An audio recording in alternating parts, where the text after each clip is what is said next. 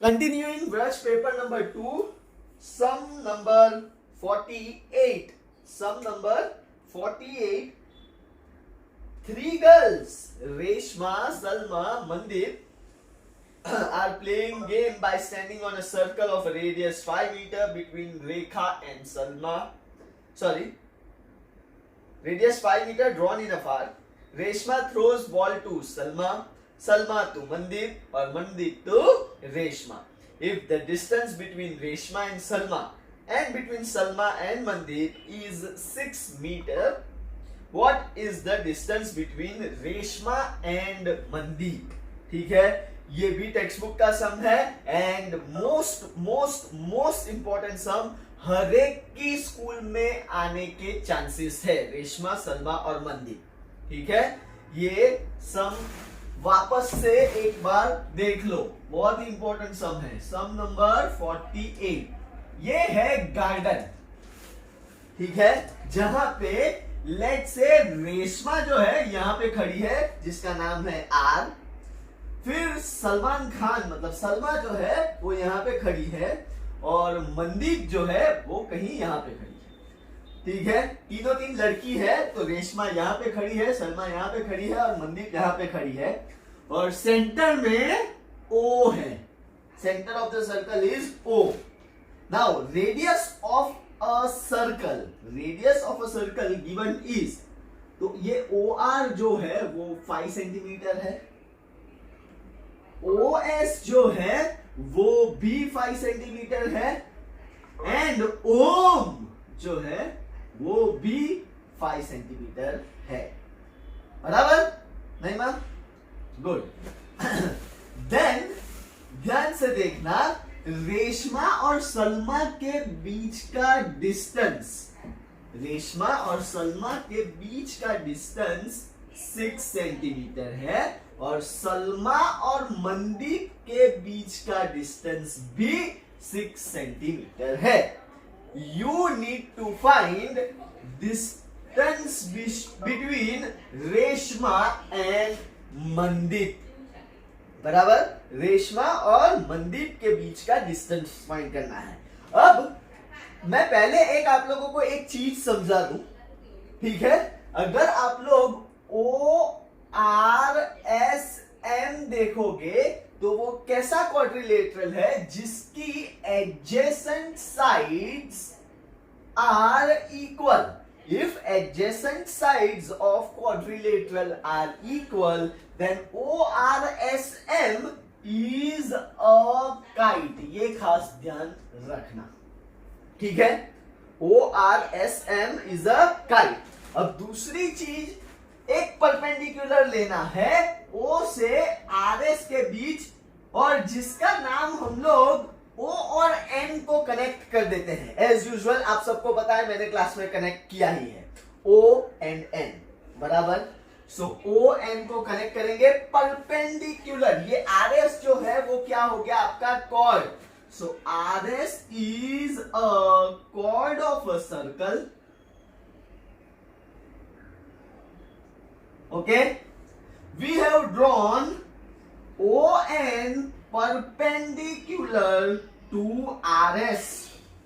As ON is perpendicular to RS, ध्यान से देखना, according to theorem 10.3, 10.3 क्या सजेस्ट करता है कि अगर कॉर्ड के ऊपर सेंटर से कोई भी चीज परपेंडिकुलर गिरती है देन वो RS को 2 इक्वल हिस्सों में बांटता है.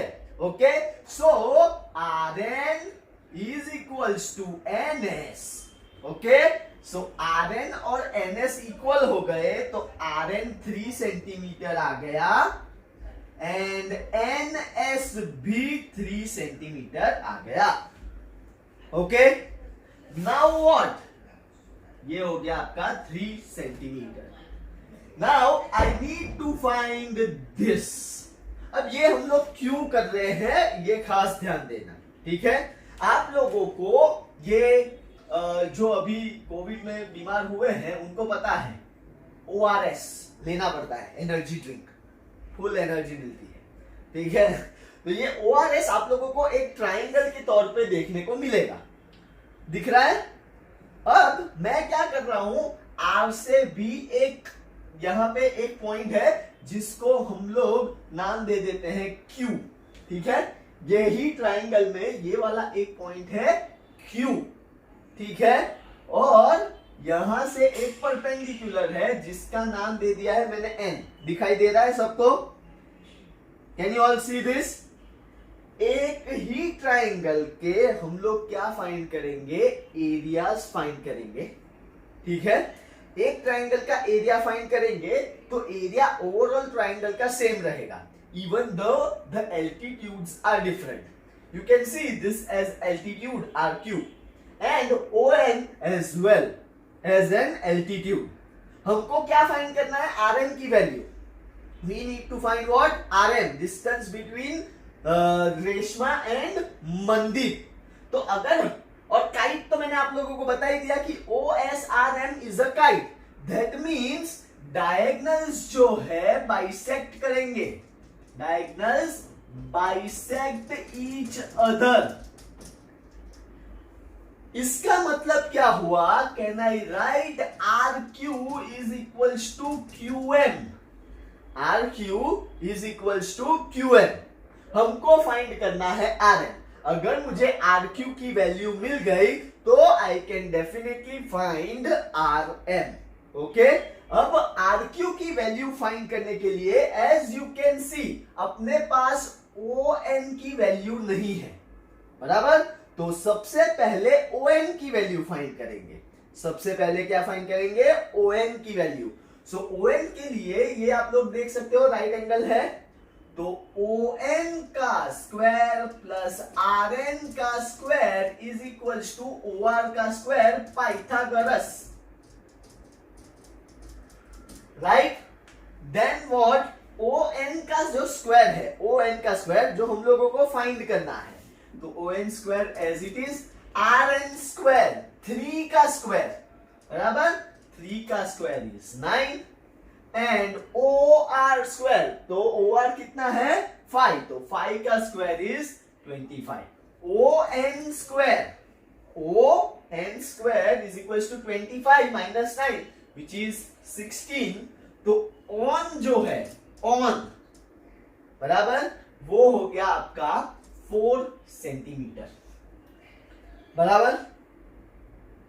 अब ध्यान से देखना, can I right area of triangle ORS, यही ट्राइंगल ORS एज, एक तो मैं ऐसा लिख सकता हूं हाफ इंटू ये बेस और ये हाइट। सेम वे एक ही ट्राइंगल का दूसरा एरिया भी निकल सकता है, और वो क्या होगा, हाफ इंटू RQ जो है वो हाइट है और OS जो है वो आपका बेस है, बराबर। ओके, समझ में आ रहा है आप लोगों को धीरे धीरे। नेक्स्ट RS की वैल्यू अपने पास है, वो है 6। ON की वैल्यू अभी अभी हम लोगों ने ताजी निकाली है, वो है 4। हाफ इंटू RQ पता नहीं है, RQ पता नहीं है, लेकिन OS हम लोगों को पता है। OS क्या है, रेडियस, बराबर है। OS जो है वो है रेडियस, तो OS हो गया अपना 5। Half and half gets cancel, तो 6 4s are 24 is equals to 5 times RQ। अब ये मल्टीप्लीकेशन में है, यहां पे जाएगा तो 24 divide by 5 is equals to RQ। So RQ की वैल्यू आ गई 4.8। ये आया अपना RQ 4.8। अपने को क्या फाइंड करना है, RM, and we have already seen RQ is equals to QM। And what is RM, पूरा देखोगे तो RM अगर देखोगे is RQ plus QM। That means what, R Q जो है वो अपना क्या है 4.8 और क्यू एन जो है वो भी है 4.8. 4.8 प्लस 4.8 हो गया 9.6 सेंटीमीटर या metre, whatsoever is your answer. So distance between Reshma and mandir is 9.6 centimetre and end of sum number 48.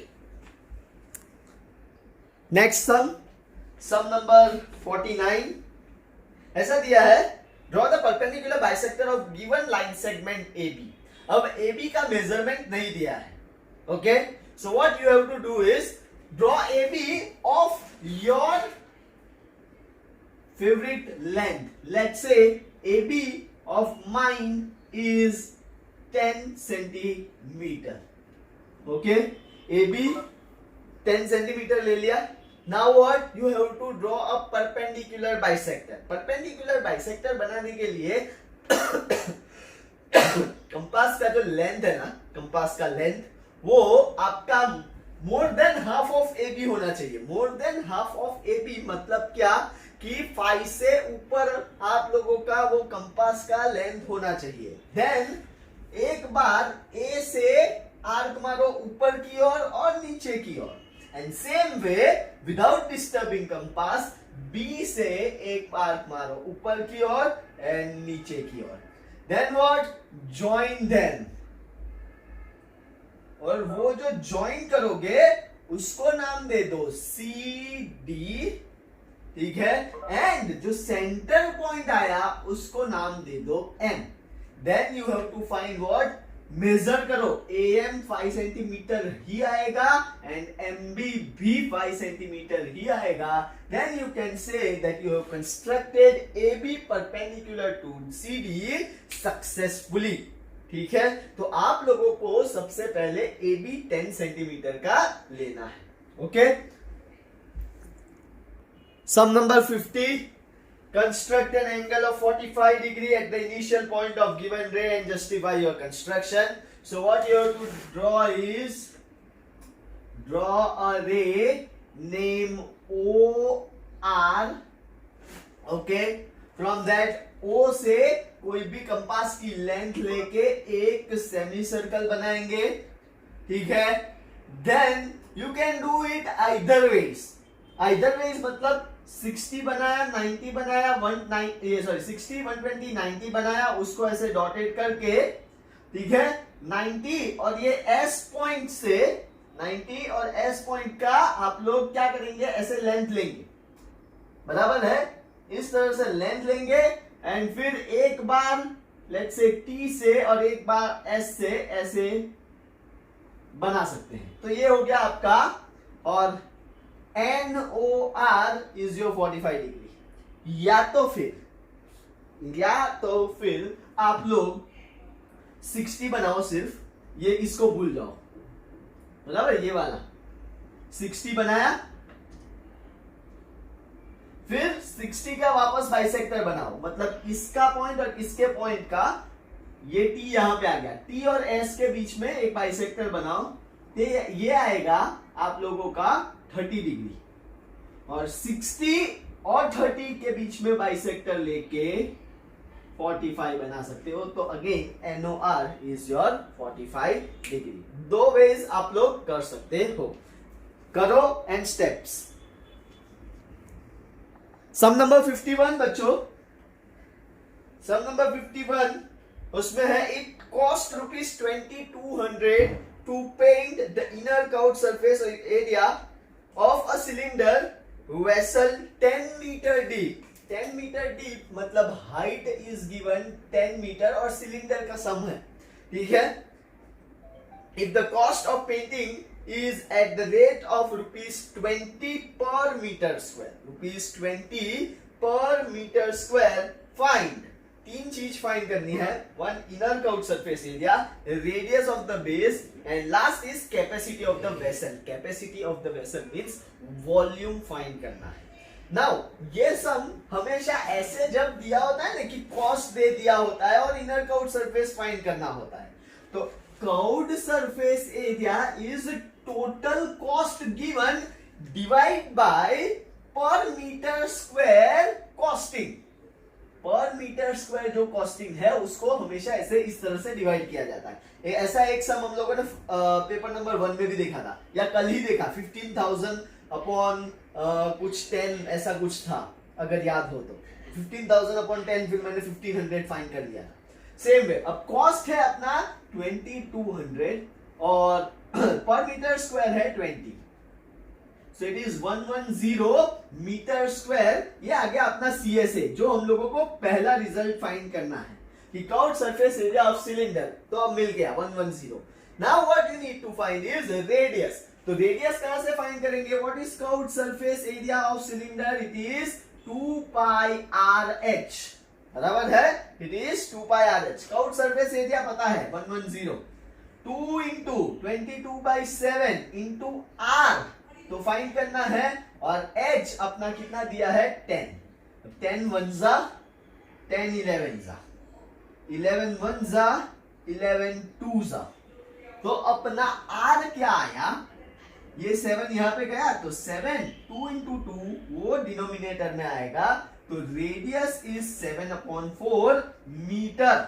ये खास लिखना, मैं इसको ऐसे ही रहने देता हूं क्योंकि अब मुझे फाइंड क्या करना है, volume of cylinder. Volume of cylinder is pi r square h, 22/7 into 7/4, 7/4 into 10, क्योंकि h तो 10 ही है, 7 7 कैंसल, 2 2 जा, सॉरी 2 11 जा एंड 2 2 जा, ओके, देन 2 1 जा and 2 5 जा, 11 5 जा 55 into 7 divide by 4, 5 7 जा 35, 5 7 जा 35 and 3 38, 385 divide by 4, 4 9 जा 36 and बचा 2, तो 4 6 जा 24 and फिर 1 बचा, तो it will be 96.25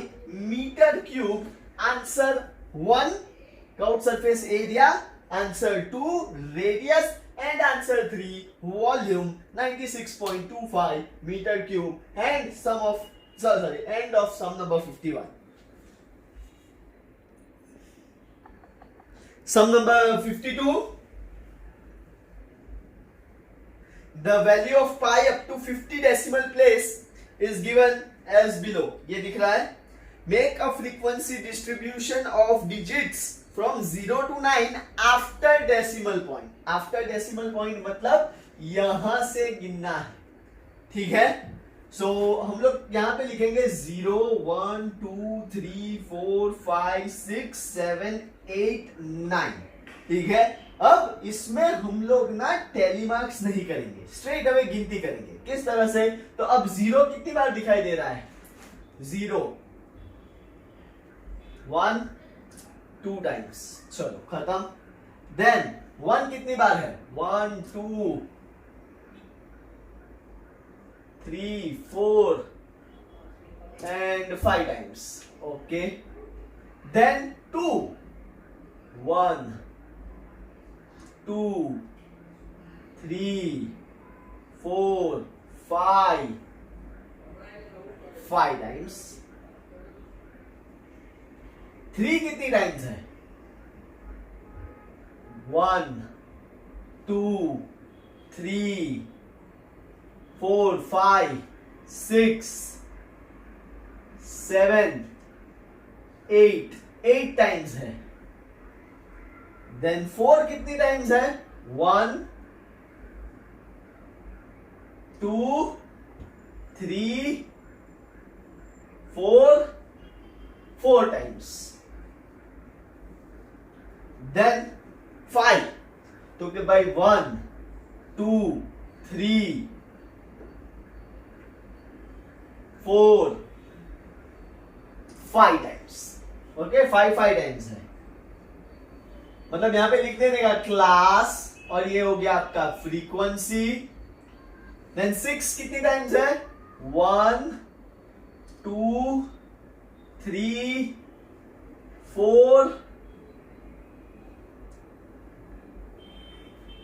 4 टाइम्स है 6। 7 देखो, 1 2 3 4 टाइम्स है 7, 8 देखोगे तो 1 2 3 4 5 टाइम्स, और 9 क्या है 1 2 3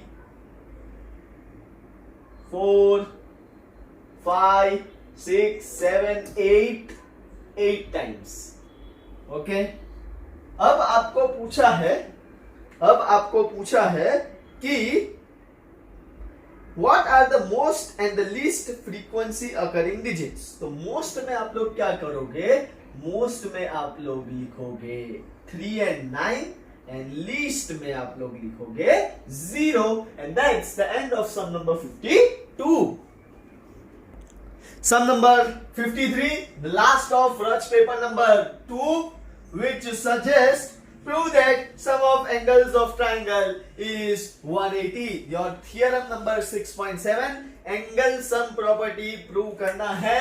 गिवन में आप लोगों को लिखेंगे given triangle ABC, and what you need to prove is angle A plus angle B plus angle C is equals to 180. For that we need a diagram like this. उसको नाम दे दो ABC, एंड ऊपर एक line भी बना दो जिसका नाम होगा ON। बराबर? ओके, नाउ प्रूफ जो कंस्ट्रक्ट किया वो लिखने का कि construct ON passing through A parallel to BC. Okay, now give names of angle. Names दे दो, angle 1, angle 2, angle 3, angle 4 and angle 5, या तो फिर angle 1, 2, 3 और इसको नाम दे दो 4 and 5। ठीक है, तो लिखने का ये खास ध्यान रखना, आप लोगों की थोड़ी लेंथ बढ़ेगी ये थियरम की, तो आप लोगों को क्या क्या लिखना है कि let angle OAB is equals to 4, then angle BAC is equals to angle 1, let angle NAC is equals to angle 5, then angle B is equals to angle 2 and angle C is equals to angle 3। ठीक है, अब आप लोग start कर सकते हो कि angle 4 is equals to angle 2 because alternate pair of angles, बराबर है। then you can write angle 5 is equals to angle 2, again alternate pair of angles।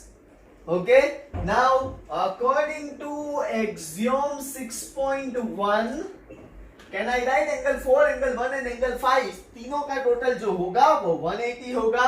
so angle 4 plus angle 1 plus angle 5 is equals to 180, but angle 4 जो है वो क्या है angle 2, angle 1 तो angle 1 ही है, और angle 5 जो है वो है अपना angle 3। That means what? What is angle 2? अब वापस उसको नाम दे दो angle B. What is entire angle 1? तो ये है angle A, and what is angle 3? तो के by C, and that is equals to 180. Hence proved, and that's the end of your Vraj paper number 2. Now we will see Vraj paper number 3 on Monday. That's it for the day, all the students. Thank you very much.